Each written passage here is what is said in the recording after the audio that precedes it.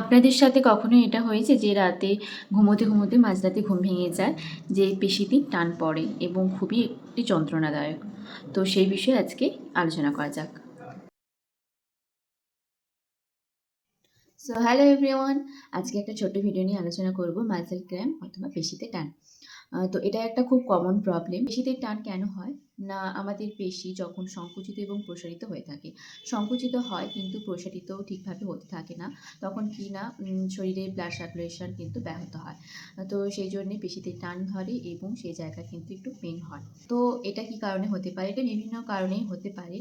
যেমন শরীরে জলের অভাব হলে, তারপর ক্যালসিয়াম, ম্যাগনেসিয়াম, খনিজ পদার্থ এসবের অভাব হলে, আপনি যদি দীর্ঘক্ষণ এক জায়গায় দাঁড়িয়ে থাকেন, সে কারণে কিন্তু হতে পারে। তবে এর নিরাময় কি? না, পর্যাপ্ত পরিমাণে জল খেতে হবে। কোনো জিনিসই বেশি খাওয়া উচিত নয়, এমনকি জলও। তাই পর্যাপ্ত পরিমাণে সবুজ শাকসবজি, ফল এসবও কিন্তু খাওয়া খুবই উপকারী এবং পর্যাপ্ত পরিমাণে ঘুমটাও কিন্তু শরীরের পক্ষে খুবই দরকার।